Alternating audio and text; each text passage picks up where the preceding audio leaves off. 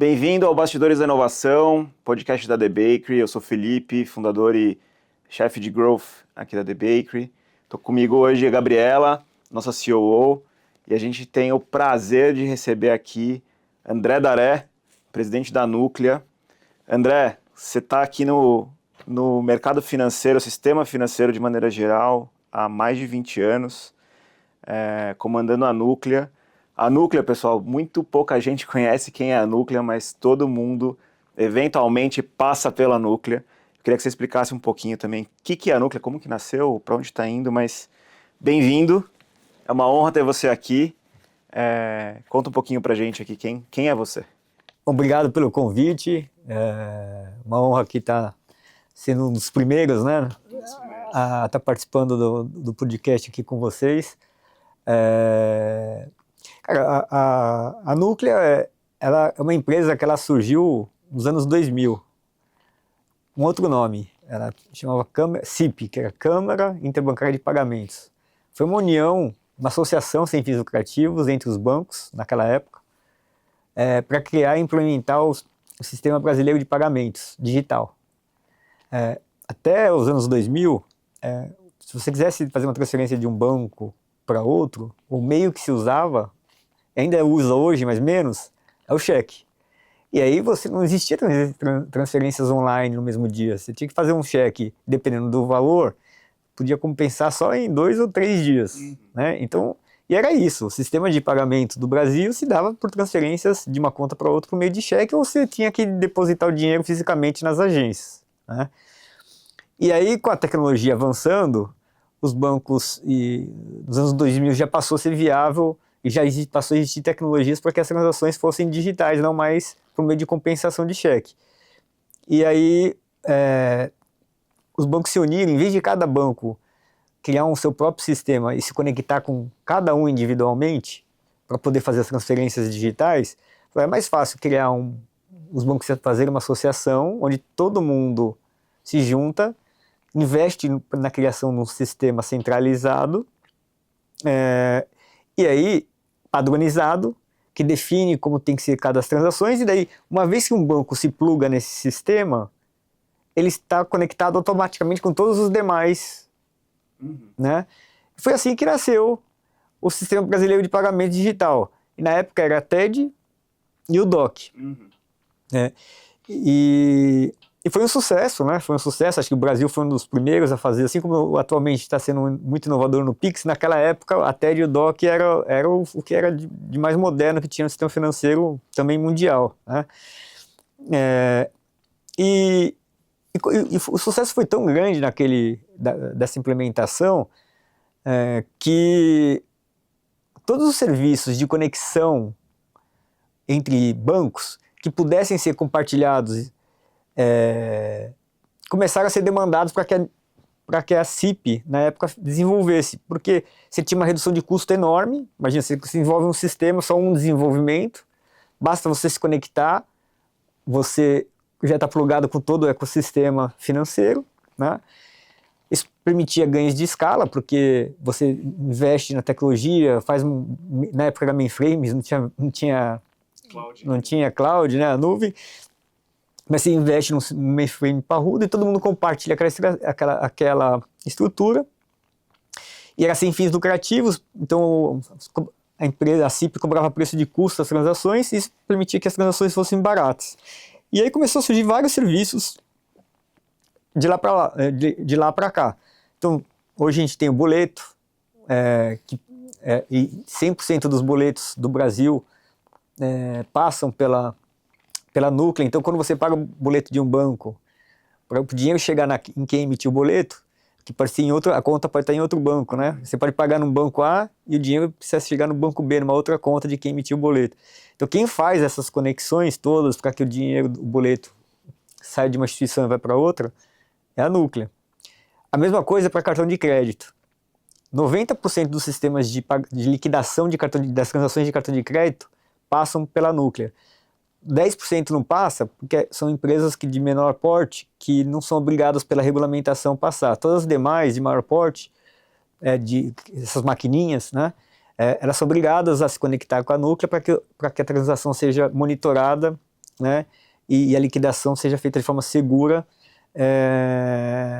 Então, se você usa cartão de crédito, cartão de débito, ou já pagou um boleto, ou já viu um boleto na vida... Ou faz um DOC, um TED. Ou faz um DOC, um TED, você é de certa forma, cliente da Núclea, porque quem contrata são os bancos, né? As fintechs, as startups, as instituições de pagamento que contratam serviços da Núclea para prestar para os clientes consumidores finais, mas indiretamente todos os consumidores, pessoa jurídica e pessoa física, estão consumindo serviços da Núclea, porque é a Núclea que desenvolve... interconexão. Então hoje, a Núclea faz a portabilidade de salário, quer dizer, quando você recebe o salário em um banco e você um outro banco concorrente te oferece uma condição melhor de conta corrente, você pode, nesse banco, ir falar, eu quero receber o salário aqui. Esse banco avisa a Núclea e a gente faz a transferência do salário de um banco, do banco que você estava recebendo ali para sua empresa, para que o salário passe a chegar no banco automaticamente que você negociou. Só vai... Tudo automático. A gente faz isso para portabilidade de crédito. Toda essa portabilidade de crédito digital que existe, de uma instituição para outra, é muito usado no consignado, mas tem no mercado imobiliário, empréstimo pessoal, veículos. Existe a portabilidade em outros, agora mais recentemente em cartão de crédito também. Quem processa e leva o crédito de um banco para outro é a Núclea. O cadastro positivo, né, que existe no Brasil, também os bancos todos, a gente fez a mesma coisa, unificou o sistema, os bancos padronizaram o layout, envia para a Núclea e a Núclea envia para os birôs de crédito que existem no Brasil que guardam as informações do cadastro positivo. A gente que faz essa intermediação. Então, além dos bancos, vocês também estão conectados com Serasa, Equifax e outros. Isso. Eles consomem os nossos serviços. Então, a gente tem mais de 1.600 empresas do ecossistema do mercado financeiro que são clientes nossos. Praticamente toda empresa que precisa, de certa forma, operar no mercado financeiro acaba usando algum dos serviços que a gente tem. E aí, imagina que isso foi evoluindo ao longo do ano, conforme esses serviços foram sendo criados, o ecossistema ficou muito forte, né? E isso permitiu que a gente fizesse investimentos muito fortes em segurança, em tecnologia, migrar para a nuvem, uma parte importante das transações. Então, o custo unitário dos serviços que a gente presta é muito baixo, porque a gente tem uma escala enorme, e você consegue viabilizar os produtos e as soluções, porque se você não tiver escala, se você não tiver uma estrutura muito simples e digital, as transações seriam caras, né? E isso inviabilizaria a portabilidade do crédito, a portabilidade do salário, a proprietário, o DOC, o boleto, o cartão de crédito. Tem que ser transações muito baratas unitariamente para que viabilize, para que o serviço funcione de forma adequada para que a população possa usar, né? E não inviabilize as transações, né? Então a gente investe muito em segurança, mas chegou um momento que a empresa, no ano 2022, ela já está processando 40 bilhões de transações por ano, em torno de 17 a 18 trilhões de reais por ano, fazendo transações entre instituições, processando todos esses serviços que eu comentei. E fala, poxa, tinha muita oportunidade de inovar e fazer novos serviços com esse mesmo conceito de serviços com bastante escala, transação de volumetria alta, com muita segurança, dependente de alta tecnologia. A gente poderia fazer muitas coisas. Com interoperabilidade, né? Com interoperabilidade entre as instituições. E no mercado financeiro ele tem cada vez mais empresas, né? Os reguladores eles têm incentivado a competição. A gente viu a criação de várias startups, instituições de pagamento, empresas de maquininha, enfim, bancos também. A gente vê um aumento enorme de empresas sendo criadas no Brasil, né? Que é ótimo para competição e inovação. Né? E aí a gente acaba viabilizando com essas empresas que ofereçam serviços para a população, porque essas empresas se conectam com a gente e está conectada com todo o ecossistema financeiro, né? Uma vez que se pluga com a Núclea, você tem acesso a todos os serviços para oferecer para os seus clientes.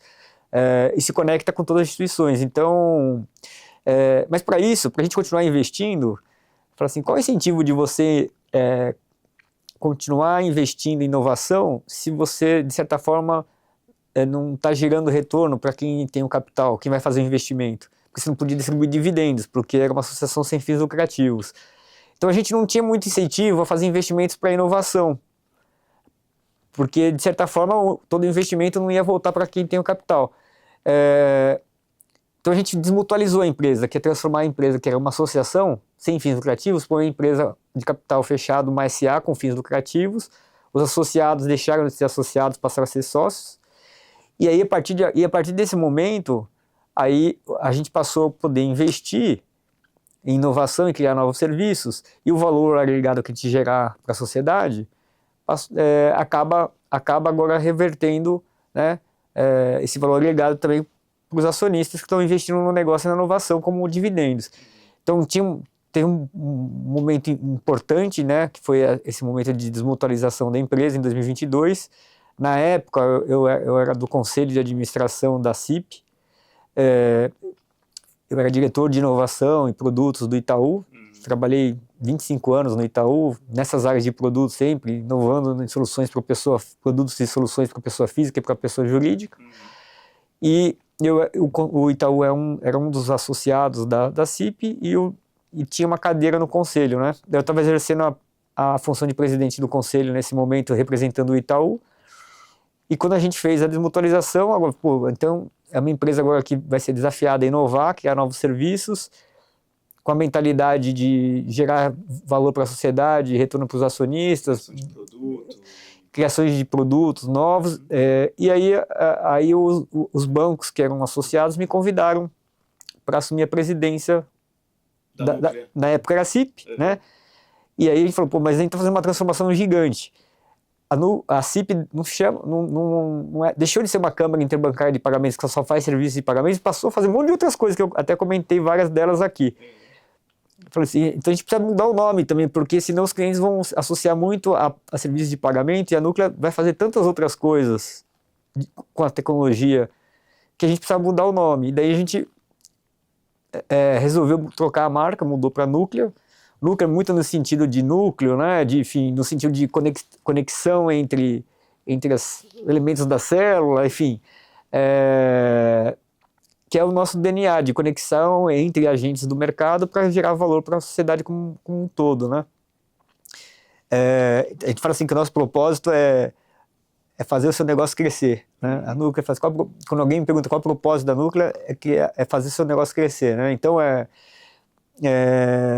então a gente gera serviços de tecnologia e agora, mais recentemente, depois de 2022, com a desmutualização, a gente começou a usar as informações que são processadas na Núclea dentro das regras de LGPD, sigilo bancário e tudo mais, mas para gerar indicadores, escoragem, informações para poder apoiar a concessão de crédito, a redução de fraude, a recuperação de operações em atraso, usar informações para planejamento estratégico. A gente começou a usar essas informações, muito parecido com como os birôs de crédito fazem, para poder apoiar o sistema financeiro nas tomadas de decisões.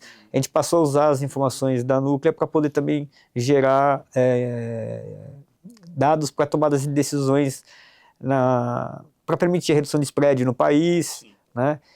Uma concessão de crédito com maior precisão.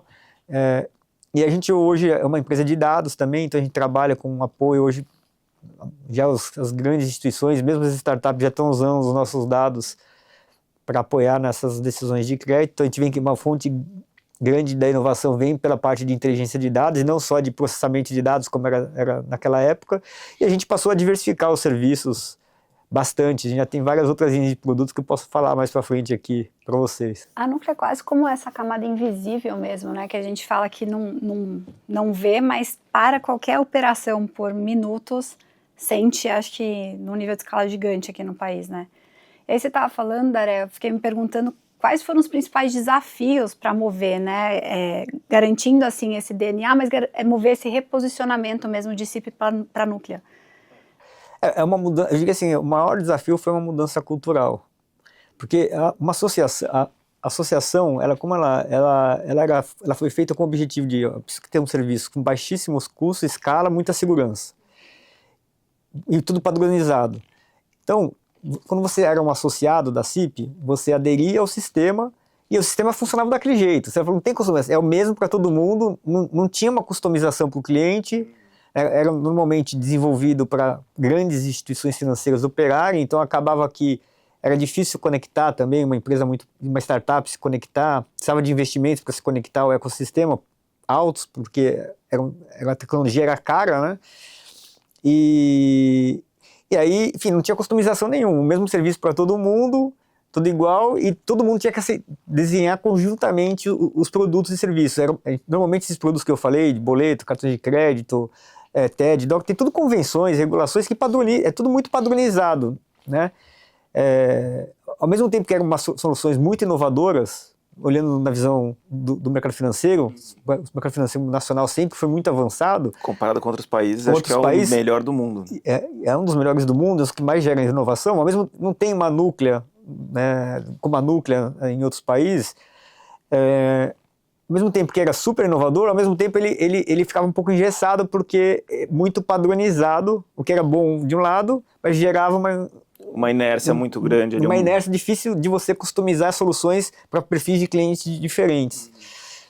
Então, quando a gente fez a desmutualização, você tem que começar a falar, poxa, agora não é mais um sistema por adesão, o mercado mudou também, passou a ter competidores novos, então os funcionários passaram a ter que, não simplesmente a desenvolver um sistema que estava numa autorregulação dos bancos ou uma regulação, até começar a criar serviços que os clientes desejassem e que não são, muitas vezes nem são obrigados a serem contratados. Porque, por exemplo, se uma instituição quer emitir um boleto, do jeito que o ecossistema funciona, você acaba, pela regulação, ser obrigado a aderir à convenção que todas as instituições participam, para falar, eu vou respeitar a regra, né, o código de barras tem que ser dessa forma, as informações têm que ser trocadas, a compensação do boleto tem que ser em tal data. Então, para você emitir um boleto no país, você tem que aderir à convenção dos boletos e falar que você vai respeitar exatamente como funciona aquele boleto. Agora, quando você vai para um mercado de inovação, assim, que você pode criar um produto que parte dos clientes vão querer, parte não vão querer, um cliente vai querer de um jeito, outro cliente vai querer de outro jeito. Isso é uma mudança cultural gigantesca. Né? E o mercado de dados é super competitivo. Quantos birôs de crédito existem, né? Empresas de dados existem para competir com... E a gente está entrando nesse mercado, né, para oferecer serviço. Então, assim, você precisa começar a conhecer muito mais a necessidade individual de cada cliente. Precisa pensar também na rentabilidade, no retorno sobre investimento, porque agora você está falando de que o capital tem que ser remunerado. Tem que ser remunerado. Então, fala assim, poxa, mas esse investimento que eu estou fazendo, qual o retorno que eu espero no tempo? Ele vai dar remuneração para os acionistas, e para gerar remuneração tem que necessariamente gerar bastante valor para o cliente, porque se o cliente não vê valor naquele serviço, ele não vai estar disposto a comprar o serviço. Então, a forma de pensar, ela mudou muito. Então, tem uma preocupação de custos maior ainda, uma preocupação de geração de valor, de simplicidade. A gente não precisou criar área comercial para poder comunicar os novos serviços para os clientes. Parece que vocês saíram de uma companhia, de uma associação, né, que era mais passiva, porque as pessoas tinham que se associar a ela para usar os serviços, e agora você está numa posição mais ativa ou proativa, onde você tem que também gerar esse valor, entender o mercado para conseguir criar novos produtos e se adaptar de acordo com o que está acontecendo e cada vez mais rápido mudando as tecnologias, né? Para você ter uma ideia, assim, do tamanho da mudança que a gente enfrentou, como os sistemas, enfim, um banco é obrigado a passar informações de cadastro positivo para um birô. A gente mandava informação para a Núclea e a Núclea distribui para todos os birôs, né?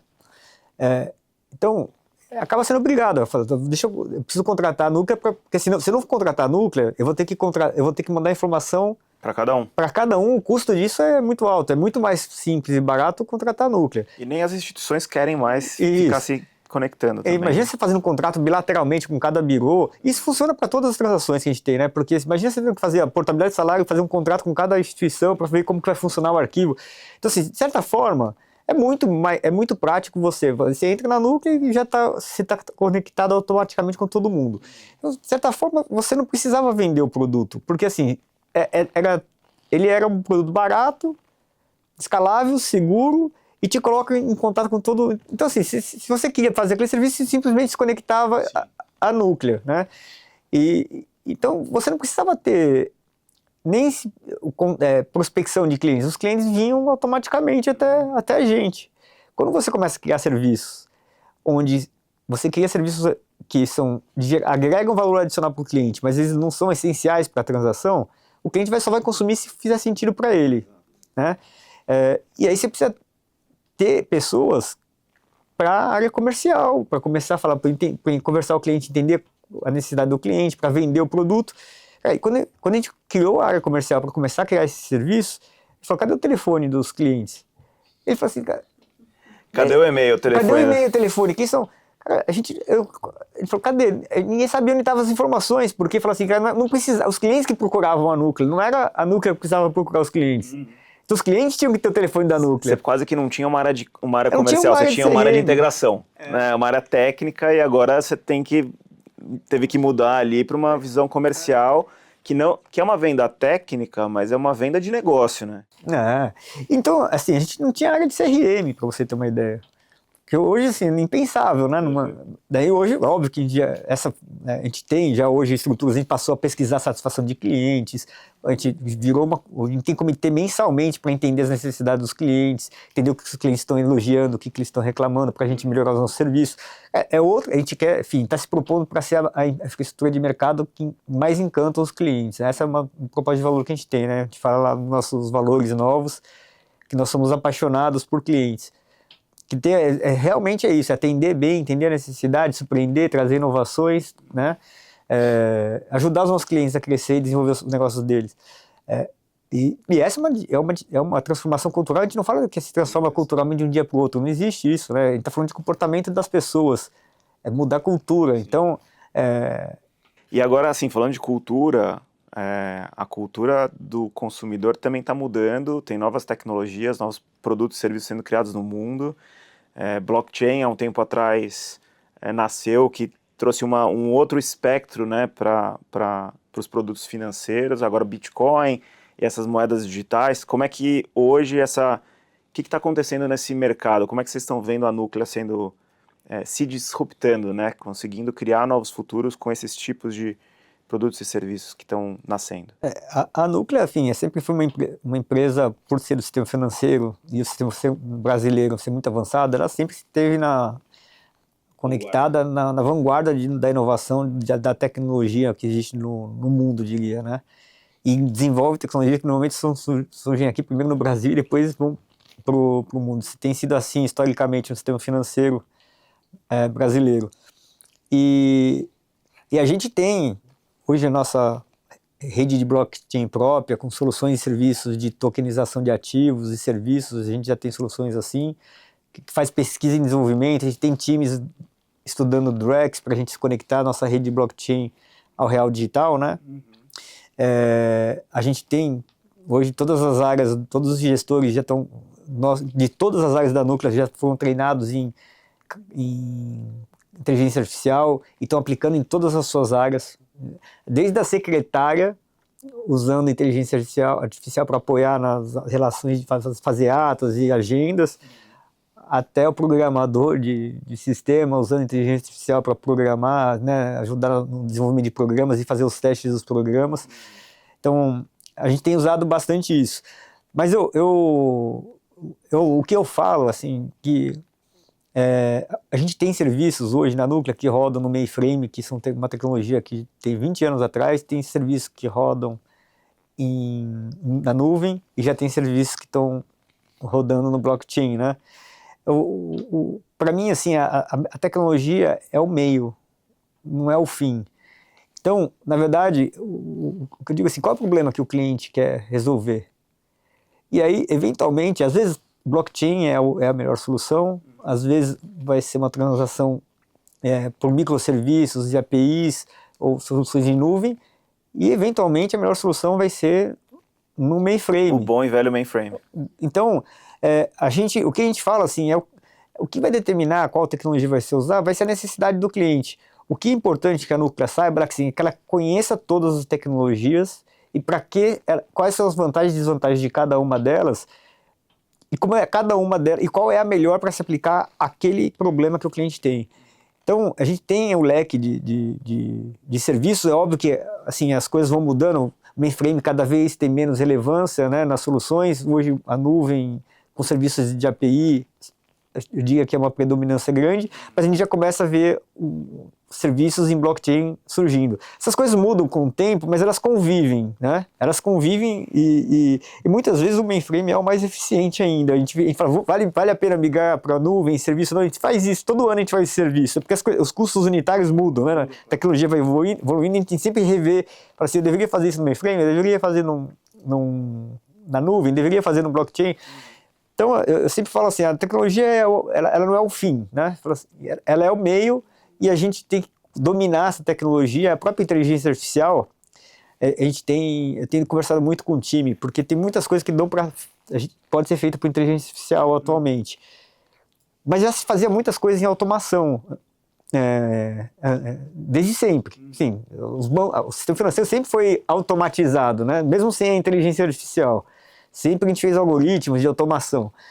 E às vezes você tem um problema tão simples que a automação é muito mais barata, fazer por automação é muito mais barato do que você colocar um sistema de inteligência artificial. O sistema de inteligência artificial ele é muito sofisticado, ele resolve muitos problemas, mas ele é caro, ele consome bastante energia elétrica, né, da forma que ele é desenhado, né? Então ele é caro.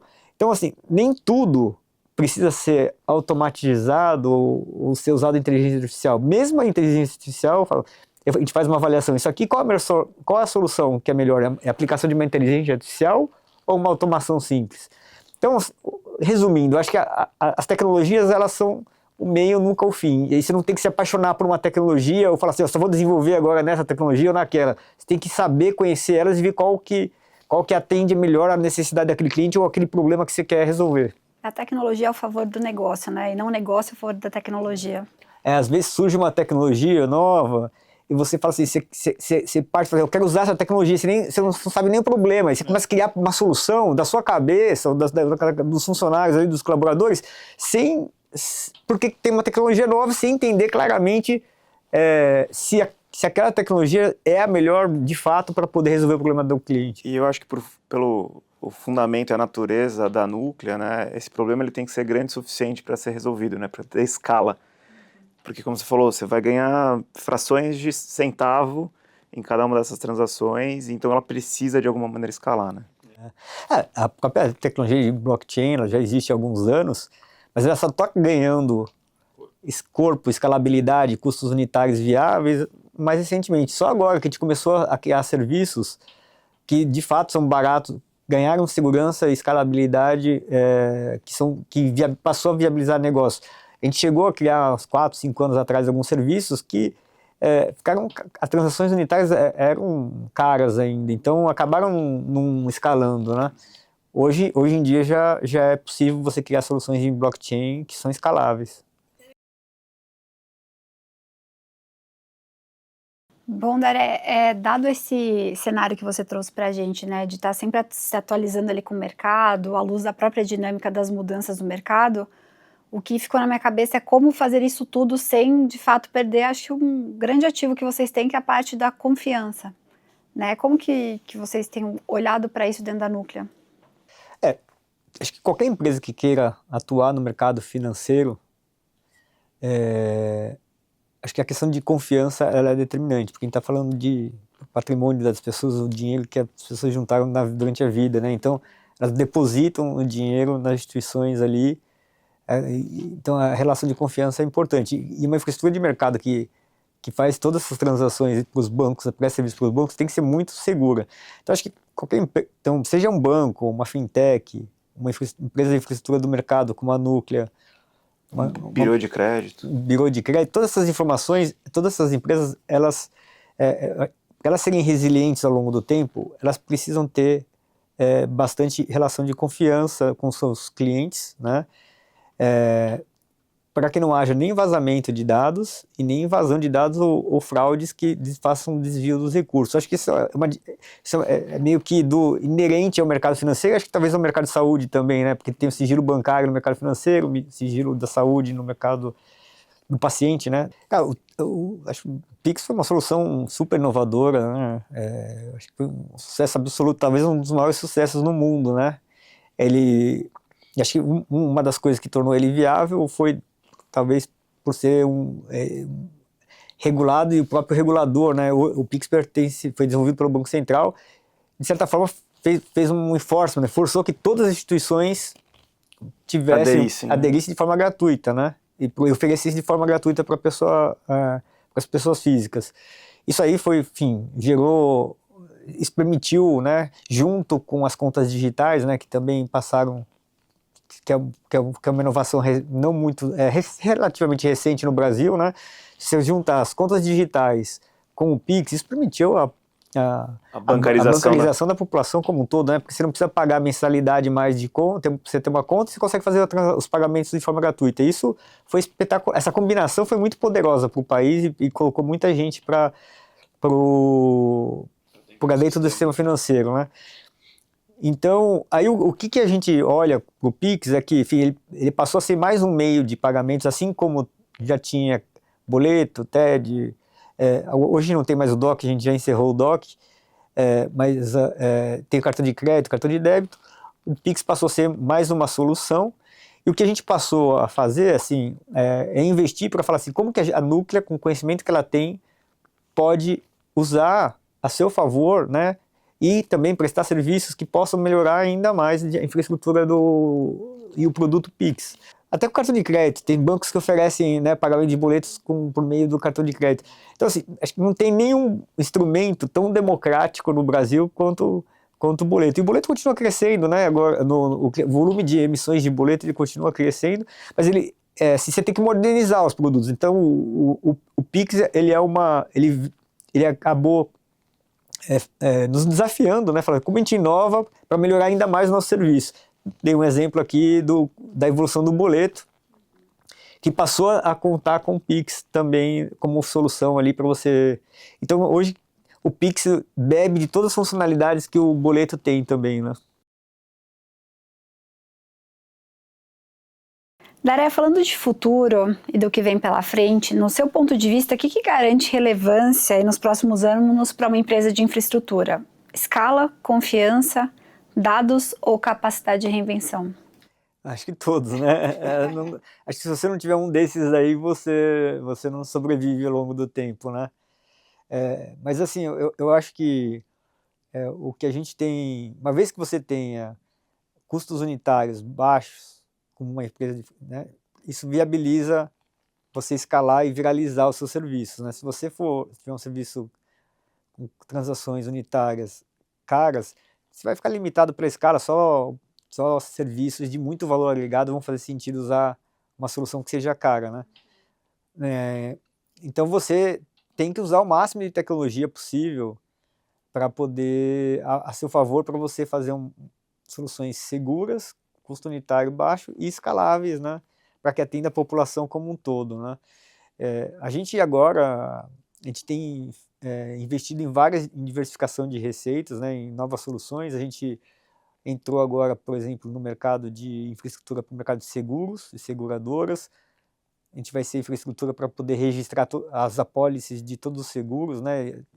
Os reguladores eles têm cada vez mais investido em normas para aumentar a segurança dos consumidores, aumentar o ambiente competitivo das empresas, e aí estão surgindo várias soluções e regulações que estão permitindo que vão abrir muitos caminhos para serviços novos em empresas como a Núclea. Então, o registro de apólices de seguros é uma delas, porque imagina assim, você contrata um seguro, se tem um sinistro, a seguradora era obrigada a registrar todas as condições da sua apólice numa MF, numa escritura de mercado que registra seguros, porque fica ali preservado por um terceiro tudo que a seguradora prometeu para o segurado. Então, é como se fosse um cartório digital, né? Então a gente está entrando nesse mercado, os mercados de operações de crédito, de uma forma geral, estão se reinventando. Então, a gente já tem um mercado muito forte de recebíveis de cartão de crédito, de vendas de cartões de crédito, as empresas usam como garantia para tomar crédito e acessar taxas mais baixas. Isso vai acontecer para duplicatas, né, para as vendas a prazo da indústria e serviços. Então vai ter a duplicata escritural agora que também vai poder, a empresa vai poder vender a prazo e negociar a antecipação desses recebíveis com qualquer instituição financeira. Hoje, normalmente, se uma empresa vende a prazo e ela emite boleto, por exemplo, ela só consegue negociar a antecipação desses boletos no banco que ela emitiu o boleto. Agora isso, a regulamentação vai permitir que você, mesmo que o boleto tenha sido emitido por uma instituição, outro banco vai poder antecipar aqueles recebíveis e o boleto vai mudar para ser depositado para quem deu crédito. Ou seja, as taxas também vão ficar mais Então vai ter mais competição. Isso cria, a gente está nesse mercado, a gente vai criar serviços para registro da duplicata escritural e vai fazer esse serviço de quando uma operação de crédito é feita com aquele boleto, desviar os recursos para quem deu crédito e não para quem emitiu o boleto, para dar segurança, para a garantia ser forte. A gente entrou agora no mercado também o regulador acabou de colocar uma solução que quem tem previdência privada ou plano de capitalização tem recursos ali, né? Se você resgata antes, se você precisa do dinheiro, você tem uma previdência privada ou um plano de capitalização, normalmente tem um deságio quando você resgata antes. No caso da previdência, as alíquotas de imposto são altas, né? Se você resgatar antes. Quanto mais prazo você fica, as alíquotas de imposto de renda do resgate são menores, porque é o benefício fiscal da previdência. Se você resgata antes, você perde todo o benefício fiscal que você teria se você não resgatasse.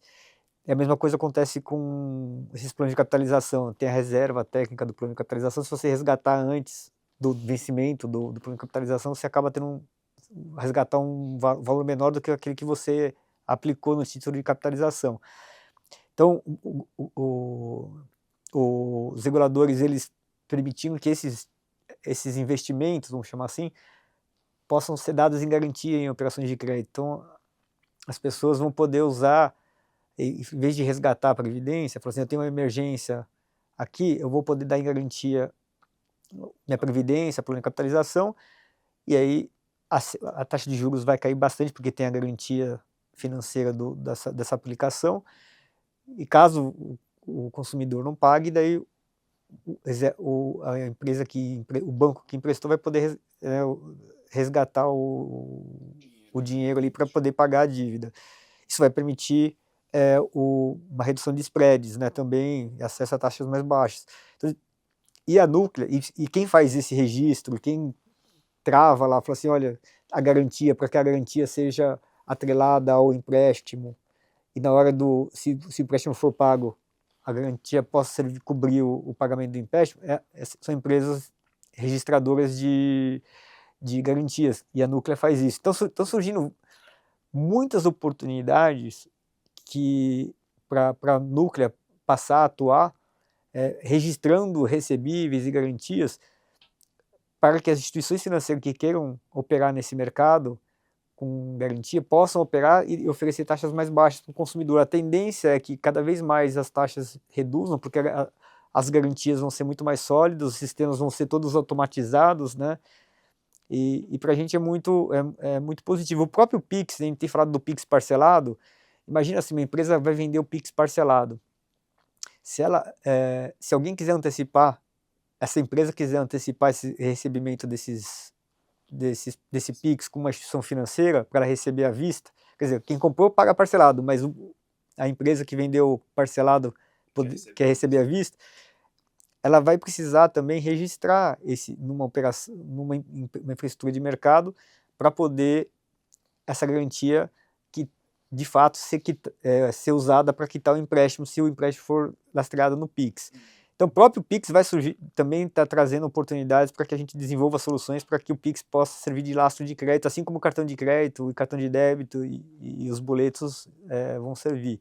Recebíveis imobiliários também, tem uma lei agora que as incorporadoras que têm recebíveis, que vendem, né, os apartamentos parcelada, vão poder acessar crédito registrando a garantia numa infraestrutura de mercado. Então, está tendo uma evolução enorme da regulação, com uma tecnologia para poder reduzir os spreads bancários no Brasil, com garantias nas operações de crédito mais sólidas, e a tecnologia atual ela permite, ela ficou muito escalável, barata e permite que a gente consiga fazer essas soluções para que os empréstimos sejam mais seguros, né, e lastreados na garantia, sem riscos de fraude, né? No final do dia, isso é muito bom para a sociedade como um todo, que fica com mais acesso a capital para consumir, né?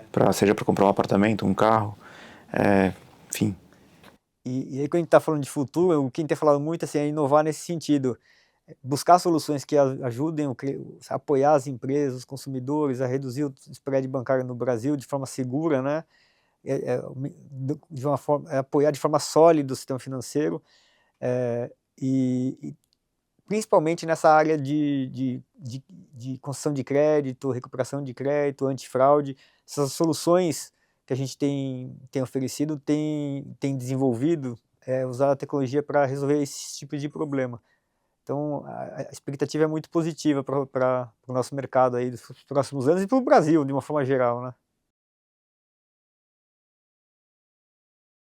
Bom, Daré, queria agradecer pelo papo, foi uma delícia. Muito obrigado pelo teu tempo. Gabi, obrigado por estar aqui hoje comigo. Espero que vocês tenham gostado do episódio. Acessem lá Bastidores da Inovação no Spotify, no YouTube. Entrem no site da The Bakery, que também está lá, thebakery.com. Muito obrigado mesmo. Obrigado aí pelo convite de estar aqui com vocês e poder falar um pouco mais da Núclea, né? Os bastidores daí do mercado financeiro, a gente não aparece muito, né, infraestrutura do mercado, mas consegue, de certa forma, criar muitas soluções aí para que as empresas e os consumidores do país possam usar os serviços financeiros de uma forma segura, né, e barata também, né?